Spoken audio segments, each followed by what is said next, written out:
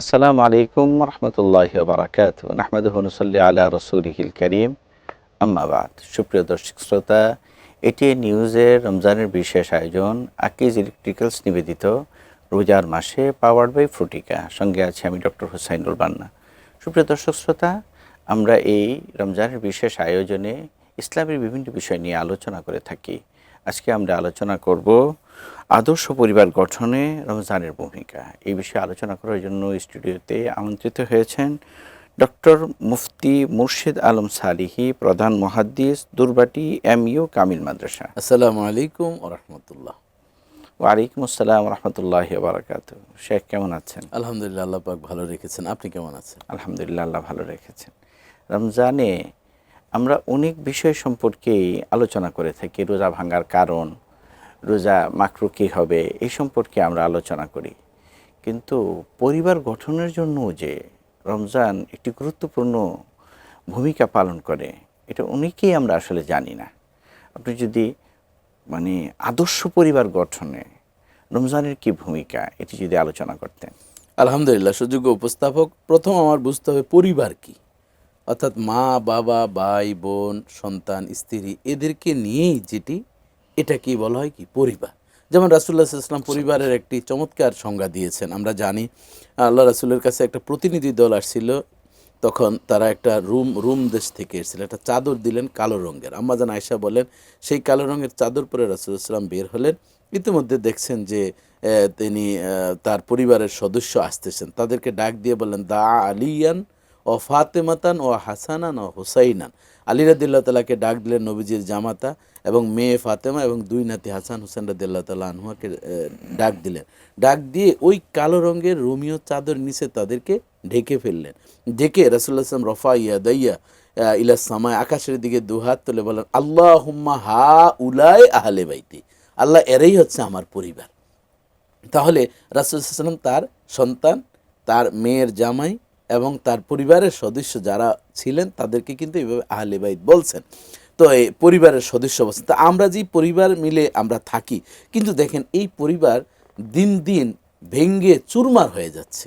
ধরেন আপনি আমি আমরা দুই ভাই যখন বিবাহ করি, মনে হচ্ছে যেন আমরা বিবাহ করলাম, যেন মনে হয় যেন ভাই চলে যাচ্ছেন। মানে এটি বলতেও আমাদের কাছে লজ্জা মনে হয়, কিন্তু বাস্তবতা কিন্তু এটি।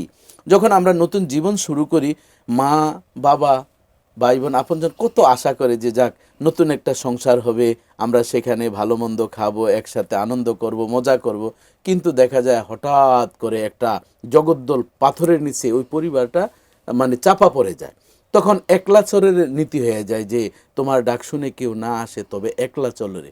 এই যে একলা চলরে, একা খাবো, একা পড়বো, একা আদর পাবো, একা ভালোবাসা পাবো, এটি কিন্তু আদর্শ পরিবারের গুণ নয়।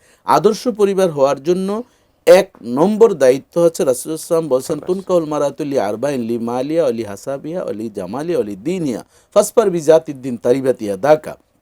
যদি তোমার আদর্শ পরিবার গঠন করতেই হয়, তাহলে একজন পুরুষ, একজন যুবকের দায়িত্ব হচ্ছে বিবাহ করবে 4 গুণওয়ালা নারী। যেমন মালিহা, সম্পদ দেখবে, বংশ দেখবে, সৌন্দর্যতা দেখবে, কিন্তু রাসূলুল্লাহ সাল্লাল্লাহু আলাইহি ওয়াসাল্লাম বলছেন ফাসপার বিজাতিদ্দিন, দিনদারিতার দিকে লক্ষ্য রাখবে। তো দিনদারি যদি হয়, একজন দিনদারি যদি স্ত্রী ঘরে আনা যায় এবং সন্তানের মা যদি দিনদার হয়, তাহলে কিন্তু পরিবারটা কেমন আদর্শ হবে। মা কোরআন তেলাওয়াত করবে, গর্ভে যখন সন্তান থাকে এটার প্রভাব কিন্তু গর্ভে আসবে।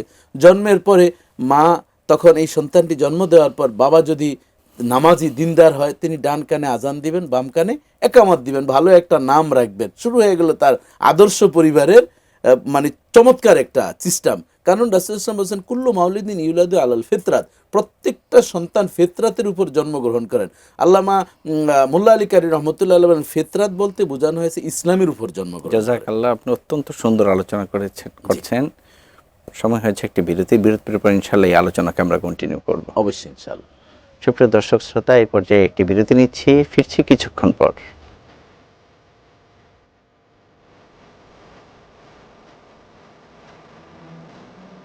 সৌজন্যে Akij electricals, powered by Frutika.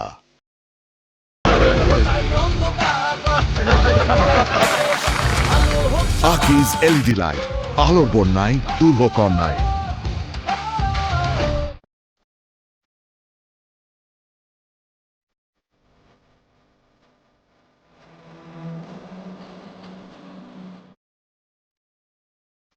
আসসালামু আলাইকুম রহমতুল্লাহ। বিরতির পর আবার আপনাদেরকে স্বাগত জানাচ্ছি। মোহতারাম, আপনি আলোচনা করছিলেন যে কুল্লু মাউলুদ ইউলাদু আলা ফিতরাতুল ইসলাম, যে প্রত্যেকটা সন্তানই আসলে ইসলামের ফিতরত এবং স্বভাব চরিত্র নিয়েই জন্মগ্রহণ করেন। জি তারপরে তার পরিবেশ ফা আবাওয়াহু ইউহাব্বিদানিহি আও ইউনাসসিরানিহি আও ইউমাজ্জিসানিহি, তার পরিবেশ, তার মাহৌল, তার সিস্টেম, মা বাবা। মা বাবা, এরা তাদেরকে ইহুদি বানায়, নাসারা বানায়, খ্রিস্টান বানায়, অগ্নিপূজক বানায়। জি তাহলে পরিবারেরই একটি ভূমিকা আছে সন্তান তৈরি করার। এটা কিন্তু এই হাদিস থেকে আমরা জি জি বুঝতে পারলাম। এখন এই রমজানে আমরা সন্তানদেরকে বা পরিবারকে আমরা কিভাবে আদর্শ একটা পরিবারে রূপান্তরিত জি করতে পারি? ধন্যবাদ আপনাকে। তো এই আদর্শ পরিবার গঠন করার জন্য মা বাবার কিন্তু সবচেয়ে বড় ভূমিকা। দেখুন রমজানে কিভাবে, রমজানে আমরা সাহারি দিয়ে শুরু করি। সন্তান যখন ঘুমিয়ে থাকে তাদেরকে আদর করে সোহাগ করে আমাদের উঠাতে হবে। অনেক পরিবার এমন আছেন নিজেরা চুপচাপ করে খায়, খাওয়ার পরে আবার নামাজ পড়ে ঘুমিয়ে পড়ে। বাবা যখন মসজিদে যায় মনে হয় যেন একটা চোর যাচ্ছে, দরজাটা খুলে কোনো নয়েজ আওয়াজ যাতে না হয়। আমি একদিন একজনকে জিজ্ঞাসা করলাম, আপনার সন্তান কয়জন ভাইজান? বলে আমার এক ছেলে এক মেয়ে। তো ওরা নামাজ পড়ে? তো কয় পড়ে, ছোট বাচ্চা মানুষ তো মিসও হয়। রোজা কি রাখে? কয় না, এখনো রোজা রাখে না বয়স। আমি বললাম আপনার সন্তান ছেলে?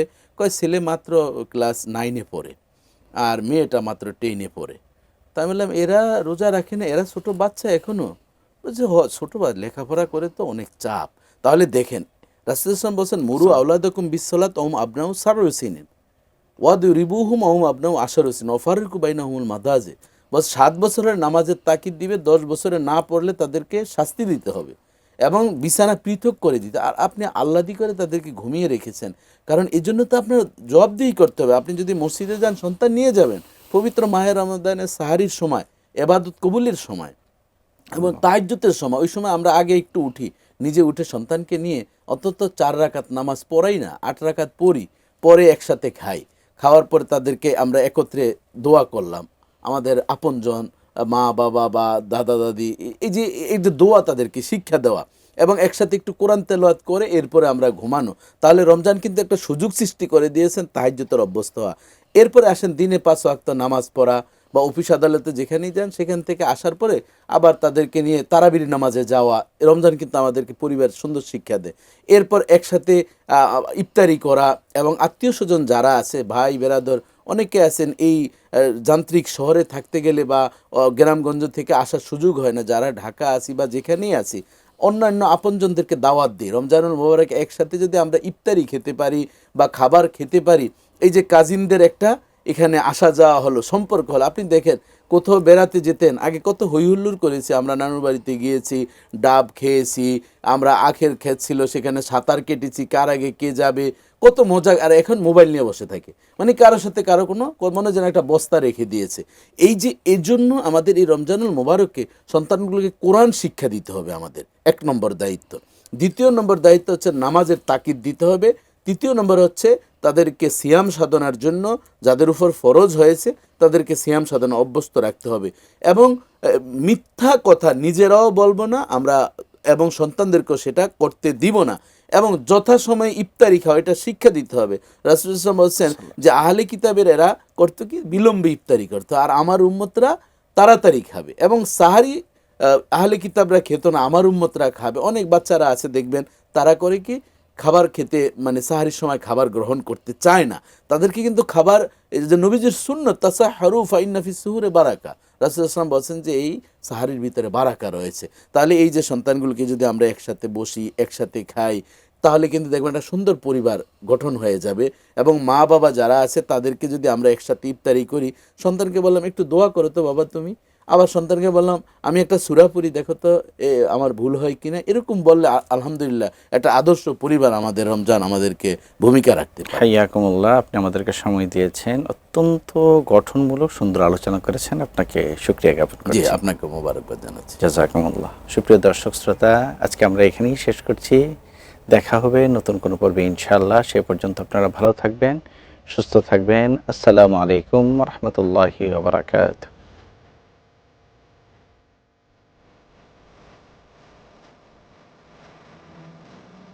সৌজন্যে Akij electricals, powered by Frutika.